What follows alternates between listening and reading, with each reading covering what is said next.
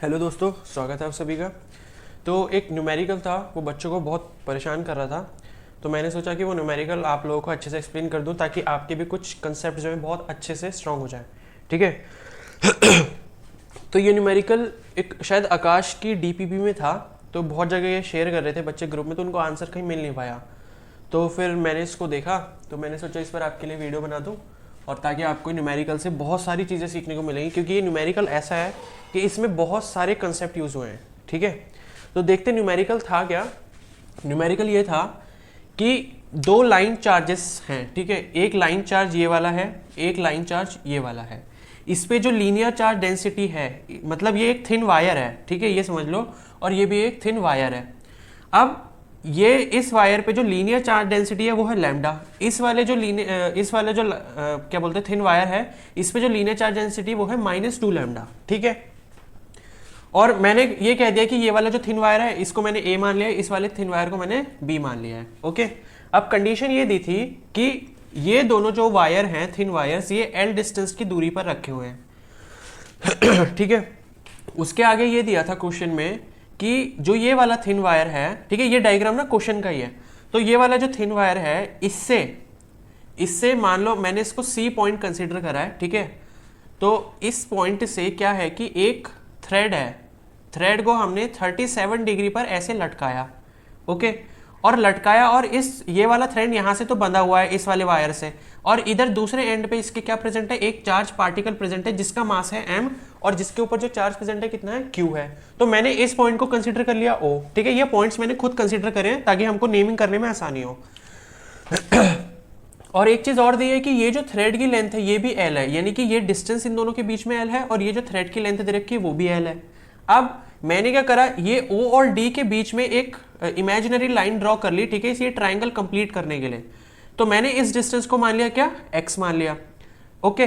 अब ये तो आपके फिगर की बात रही। अब देखो मैंने इसमें लिखा है कि क्या क्या गिवन है। ओके, मैंने एक बार बता दिया, फिर भी एक बार बता देता हूं। देखो अगर बोर्ड में करते हो ना तो इसी तरीके से करना। ठीक है। तो गिवन क्या क्या देखो, particle suspended between system of two line charges with linear charge density lambda and -2 lambda, ये हमने देख लिया। इसकी लैम्डा है, इसकी -2 लैम्डा है, दोनों थिन वायर्स हैं। Let A and B be the two line charge system separated by distance L. तो ये डिस्टेंस हमको एल पहले से दे रखा है, मैंने इसको ए कंसीडर कर लिया, इसको बी कंसीडर कर लिया।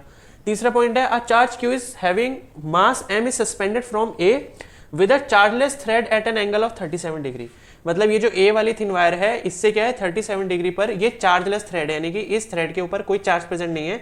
इसके दूसरे एंड पे क्या है, एक चार्ज प्रेजेंट है जो क्या है, क्यू है, such that charge is in equilibrium. ठीक है, इसका मास m है और चार्ज क्या है, q है। और सबसे जो इंपॉर्टेंट कंडीशन दे रखी है वो है कि ये चार्ज इक्विलिब्रियम में है। इक्विलिब्रियम का मतलब है ये चार्ज यहां पर लटका है, ऐसे ही रहेगा, ना वो इधर जाएगा, ना इधर जाएगा, ना नीचे जाएगा, ना ऊपर जाएगा। ठीक है, क्लियर हो गया।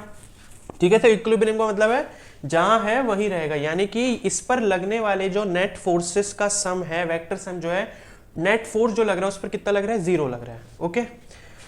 अब मैंने क्या करा, ओडी को x मान लिया, मैंने जैसे कि अभी बताया, इसको मैंने x मान लिया है, such that EO is equal to L minus x. देखो ये यहां से यहां तक की लेंथ x है, यानी कि D और E के बीच में भी कितना हो गया, L डिस्टेंस हो गया। अब D और O के बीच में मैंने कितना माना, x माना है, तो EO जो डिस्टेंस है ये टोटल माइनस डिस्टेंस हो जाएगा, तो L माइनस कितना हो गया, x हो गया। तो ये वाली जो लेंथ है EO, ये वाली कितनी हो जाएगी आपकी, L माइनस एक्स। तो ये चीज आपको समझनी है यहाँ पर। ठीक है। अब हमें इसमें कैलकुलेट क्या करना था, टू कैलकुलेट मास, यानी कि ये जो चार्ज पार्टिकल है इसका मास हमको निकालना है। जो 4 ऑप्शंस दिए हैं क्वेश्चन में उसमें ये फाइंड करना था कि इसमें से मास वाला ऑप्शन कौन सा हमारा सही है। तो अब इसका सॉल्यूशन देखते हैं कि कैसे होगा।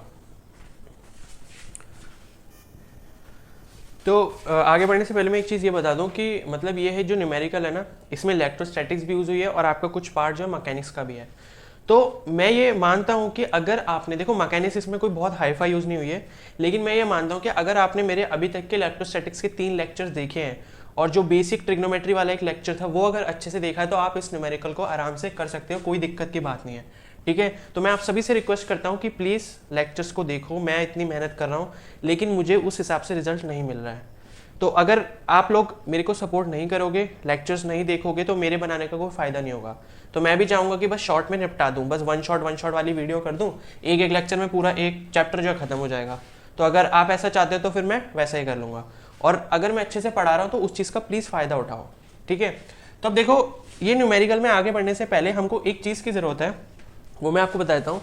जैसे मान लो आपके पास कोई ट्राइंगल है, एक राइट एंगल ट्राइंगल है, उसमें एक एंगल मान लो 37 डिग्री का होता है, तो दूसरा आप निकाल सकते हो, क्योंकि देखो ये 90 है, ये 37 है, ठीक है। मान लो ये अगर 37 है तो ये 90 है, तो 90 प्लस 37, इसको अगर 180 में से माइनस कर दोगे तो आपके पास तीसरा एंगल निकल जाएगा, क्योंकि तीनों एंगल का सम कितना होता है, 180 डिग्री होता है। तो इसको जब आप करोगे तो आपके पास जो आंसर आएगा वो आएगा 53 डिग्री। यानी कि एक एंगल में हमने, एक ट्राइंगल में हमने एक एंगल 37 डिग्री लिया, दूसरा हमें पहले ही पता है 90 डिग्री, क्योंकि राइट एंगल ट्राइंगल है, तो तीसरा क्या हो जाएगा, 53 डिग्री हो जाएगा, ठीक है। तो सिंपल सा कंसेप्ट है। ट्रिग्नोमेट्री वाला प्लीज लेक्चर देख लेना अगर आपको नहीं ट्रिग्नोमेट्री आती है, ठीक है, मैंने बहुत अच्छे से एक्सप्लेन कर रखा है, तो प्लीज उसको देख लेना। अब देखो आगे, ये हो गया। अब ये ट्रायंगल में सपोज आप अगर इस लेंथ को 3 कंसीडर करते हो, यानी कि जो 37 डिग्री का एंगल जो आपने लिया है उसके सामने वाली जो परपेंडिकुलर लाइन है उसको आप 3 कंसीडर करते हो, और जो 37 डिग्री के साथ वाली लाइन है उसको 4 कंसीडर करते हो, और इस ट्रायंगल में हाइपोटेनस को 5 कंसीडर करते हो, ठीक है। तो आपकी जो साइन कॉस टेन सारी जो वैल्यू है इसमें आराम से निकल जाएंगी। कैसे, देखो जैसे मान लो मुझे निकालनी है साइन 37 डिग्री की वैल्यू। अब देखो साइन 37, साइन का क्या होता है ratio, perpendicular upon hypotenuse. Perpendicular देखो मैंने पहले भी बताया उस लेक्चर में जो ट्रिग्नोमेट्री वाला था कि परपेंडिकुलर इस एंगल के सामने वाले को कंसीडर करते हैं। देखो परपेंडिकुलर यहाँ 2 है, ये वाला भी परपेंडिकुलर है, ये भी परपेंडिकुलर है, लेकिन कंसीडर कौन सा करते हैं, जो जिस एंगल की आप बात कर रहे हो, जिस एंगल का ट्रिग्नोमेट्रिक रेशियो ले रहे हो उसके सामने वाला जो होगा। ये 37 डिग्री है, इसके सामने कौन सा परपेंडिकुलर है, 3, तो ये हो गया 3, हाइपोटेनस तो एक ही है, तो ये हो गया 5। तो इसकी जो वैल्यू आएगी साइन 37 की क्या हो गई, 3/5 हो गई। मान लो अब आपको निकालनी है कॉस 37 की वैल्यू, ठीक है, तो क्या हो जाएगा, वो बेस अपॉन हाइपोटेनस हो जाएगा। अब बेस देखो क्या होगा, 37 के साथ लगा हुआ बेस ये वाला हो गया, ठीक है, तो ये क्या हो गया 4/5। ऐसी कोई भी sine cos tan cos cot और कोसेक कोई भी वैल्यू निकालनी तो आप इस ट्रायंगल का यूज करके निकाल सकते हो, वैल्यू बिल्कुल करेक्ट अप्रोक्सीमेट आती है, ठीक है। तो ये एक स्पेशल तरीके का ट्रायंगल है जहां से हम 37 डिग्री और 53 डिग्री की कोई भी ट्रिग्नोमेट्रिक वैल्यू ढूंढ सकते हैं। ये कंसेप्ट यहां पर यूज होगा हमारे न्यूमेरिकल में। अब मान लो हमको साइन 53 की निकालनी होती मान लो, ठीक है, मैं बता दे रहा हूं, साइन 53 डिग्री है मान लो, तो क्या होगा, परपेंडिकुलर अपॉन हाइपोटेनस। अब परपेंडिकुलर कौन सा लेंगे, जो 53 के सामने होगा, 53 का एंगल ये है, इसके सामने वाला परपेंडिकुलर कौन सा है, ये वाला, तो हो गया ये 4, और हाइपोटेनस तो एक है यानी कि 5। तो देखो साइन 53 की वैल्यू क्या आ गई, 4/5 आ गई। तो ये कंसेप्ट बहुत इंपॉर्टेंट था, ये यूज होना था। और मैंने आपको ये क्यों बताया वो भी बता देता हूं। देखो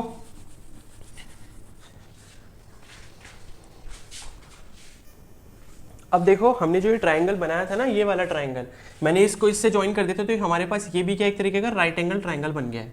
ये 90 डिग्री है, ये 37 डिग्री है, तो ये वाला एंगल कितना हो जाएगा, 50 डिग्री हो जाएगा, ठीक है। तो ये कुछ इसी तरीके का ट्रायंगल बन गया। अब इस केस को इस केस से हम कंपेयर आराम से कर सकते हैं।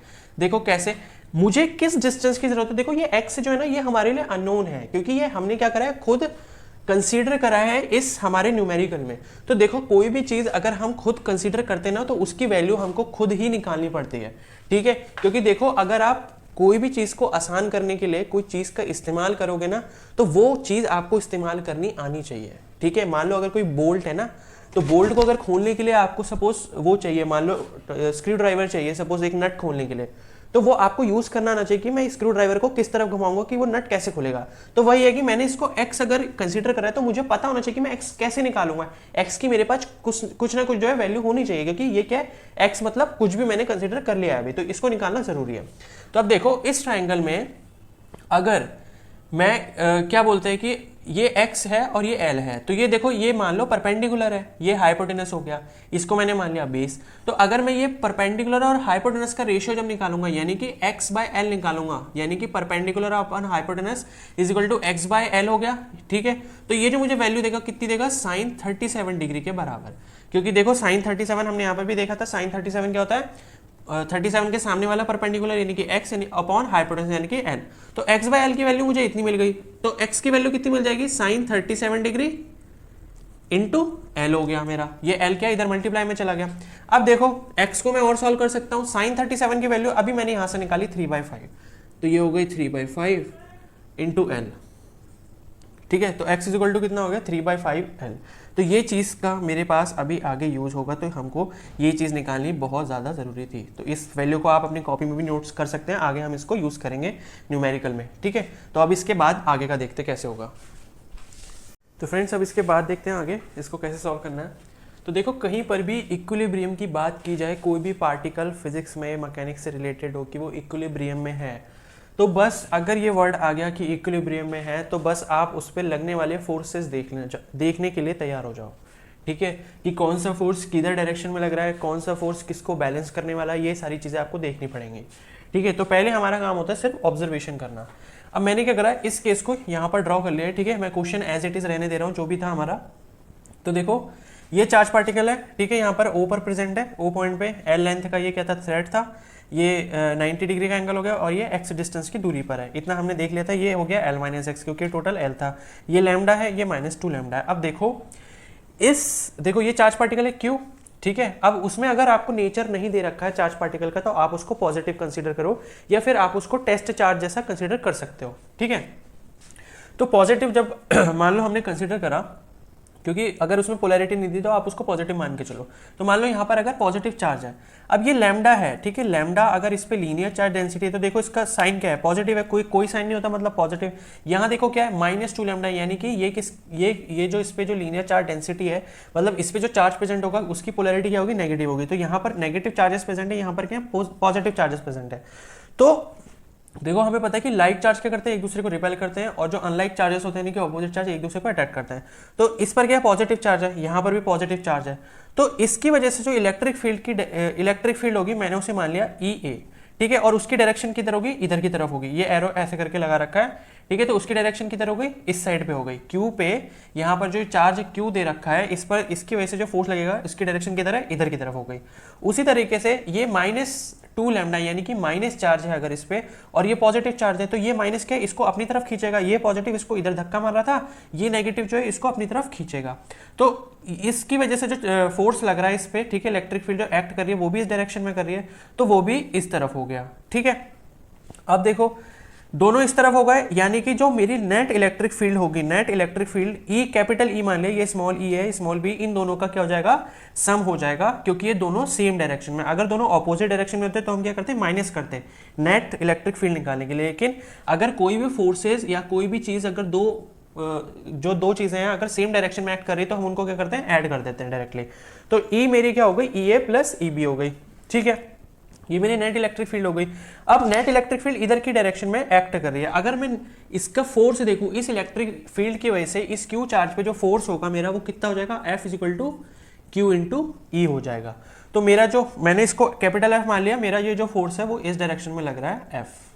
ठीक है, तो मेरी इलेक्ट्रिक फील्ड की वजह से जो भी इस पे फोर्स लग रहे थे उसकी कहानी यहाँ खत्म हो गई, यानी कि टोटल जो फोर्स लग रहा है F लग रहा है इस डायरेक्शन में।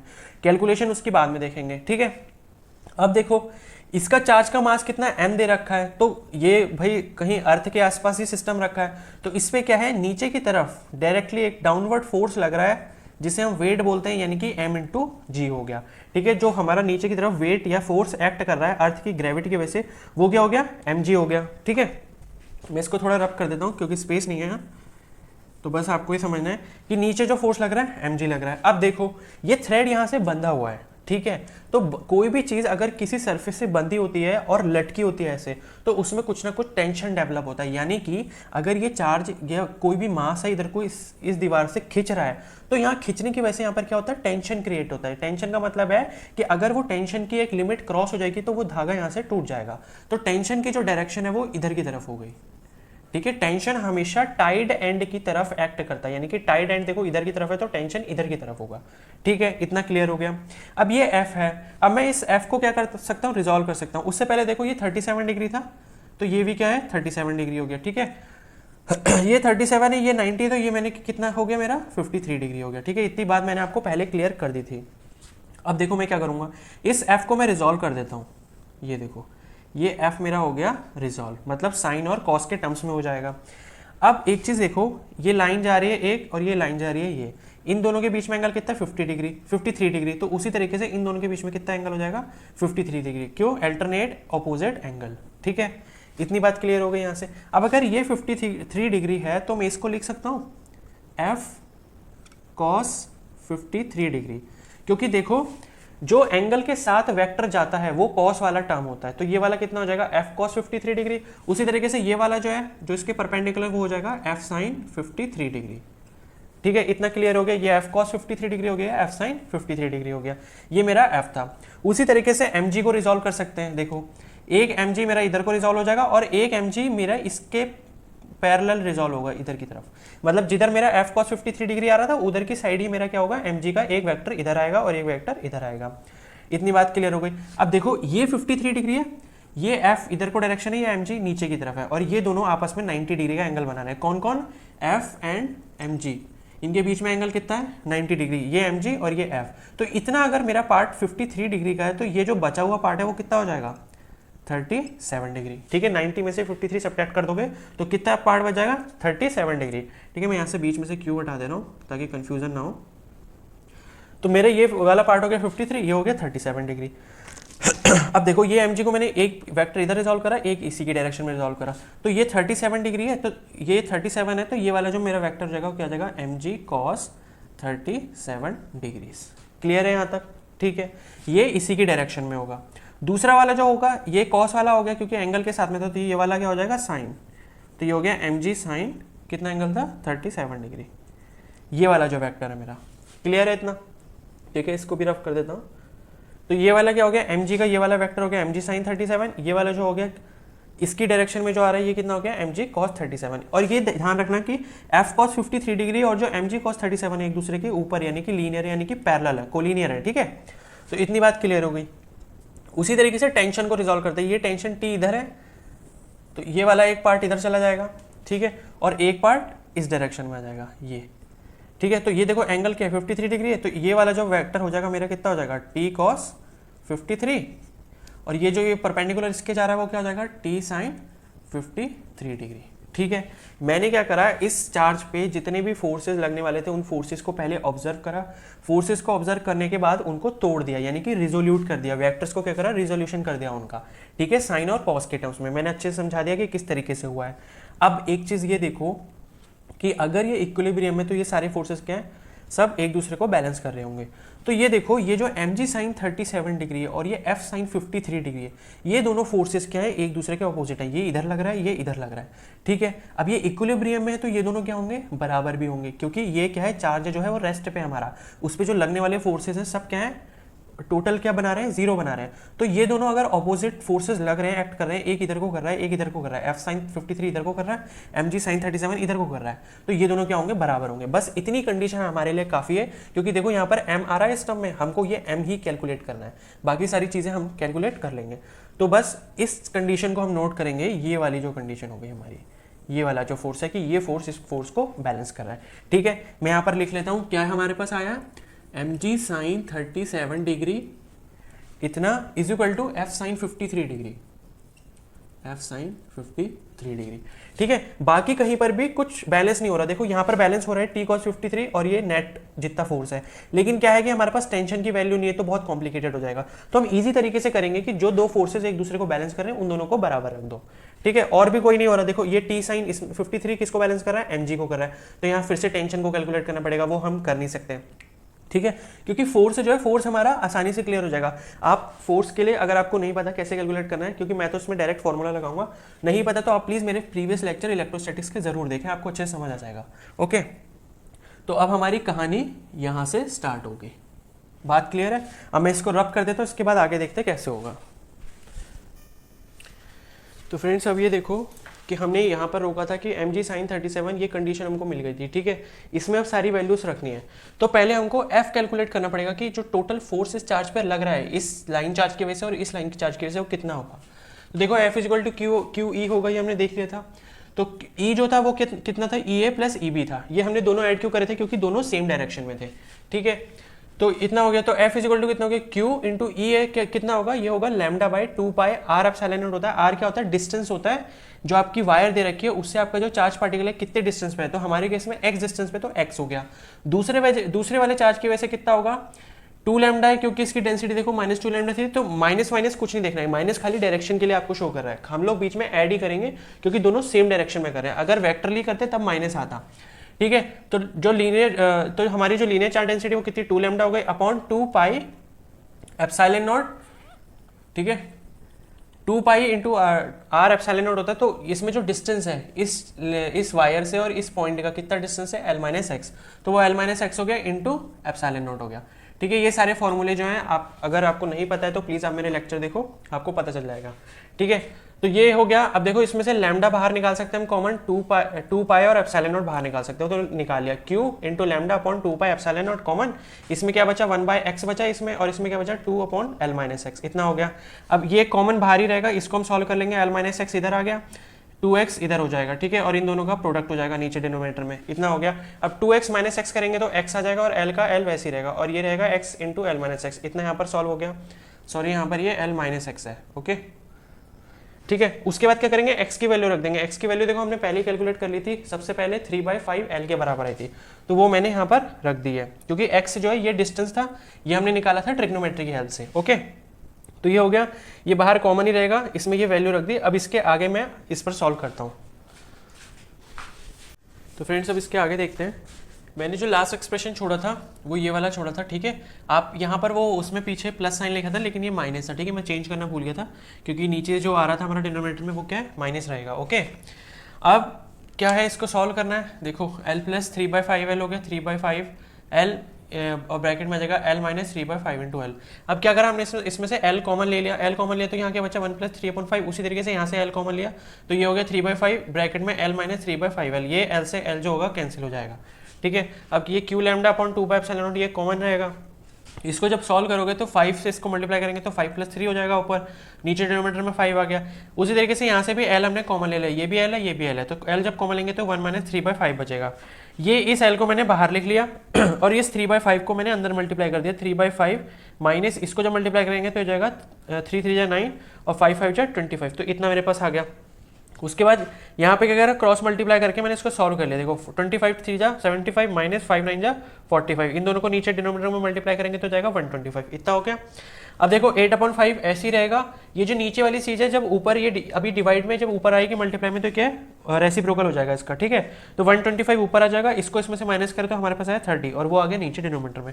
अब मैं क्या करूँगा, सॉल्व कर लूँगा। 5 25 जे 125 होता है, ठीक है, 5 5 जे 25 होता है, 5 6 जे 30 होता है। यहाँ तक क्लियर हो गया।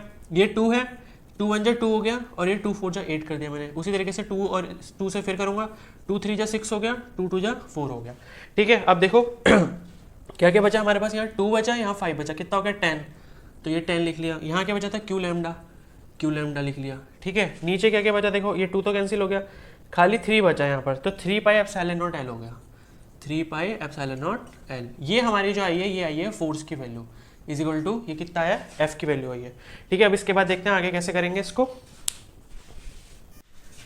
तो अब इसके आगे देखते हैं। देखो फोर्स हमारा इतना आ गया था 10 Q lambda upon 3 pi epsilon naught L. अब हमें फोर्स कैलकुलेट हो गया, अब वही उसी इक्वेशन पे आ जाओ। देखो हमें फोर्स की जरूरत थी, हमने निकाल लिया है। अब इस इक्वेशन को मैंने यहाँ फिर से लिख दिया, mg sin 37 is equal to f sin 53, ठीक है। अब sin 37 की वैल्यू देखो हमने पहली ट्राइंगल से मैंने आपको कैलकुलेट करना बताई थी, कितनी होती है 3/5। उसी तरीके से sin 53 की वैल्यू कितनी होगी 4/5, ये मैंने आपको पहले बता दी, ठीक है। अब 5 5 जो डिनोमिनेटर में ये कैंसिल हो जाएंगे, तो जो मास की वैल्यू होगी वो देखो कितनी आएगी, ये 4f हुआ, ये 4f के नीचे ये 3 आ जाएगा और ये g आ जाएगा, ठीक है। तो 4f अपॉन 3g हो गया, m is equal to 4/3g को ऐसे लिखा और f की जो वैल्यू वो मैंने ये वाली रख दी, 10 Q lambda upon 3 pi epsilon naught L. अब इसको मल्टीप्लाई करेंगे तो 4 × 10 कितना हो गया 40 क्यू, ये लैम्डा, ठीक है, ये लैम्डा हो गया, 3 3 जा 9 हो गया, ये पाई आ गया, ठीक है, फिर एप्सिलॉन नॉट आ गया, एल आ गया और जी आ गया। तो ये जो है आपका मास का एक्सप्रेशन हो गया, ये आपका आंसर आया। और क्वेश्चन में जो ऑप्शन दे रखा था वो फर्स्ट वाला आंसर ये है, ठीक है। तो फर्स्ट ऑप्शन जो वो आपका करेक्ट हो गया, आंसर हो गया, ठीक है। और अगर आपको लेक्चर अच्छे से ये वाला समझ आई, ये क्वेश्चन बहुत इंपॉर्टेंट था, बहुत ज़्यादा कंसेप्ट यहाँ से क्लियर हो रहे हैं, ठीक है। तो प्लीज़ अपने दोस्तों के साथ भी शेयर करना जिनको ये क्वेश्चन नहीं हो पा रहा था, जिनको बहुत दिक्कत आ रही थी। और अगर ये क्वेश्चन अच्छे से समझ आ गया, लगा कि हमने कुछ सीखा इस क्वेश्चन से, ठीक है, तो प्लीज़ इस वीडियो को लाइक कर दो और अगर नए हो तो प्लीज़ सब्सक्राइब कर देना, ओके। Thank you.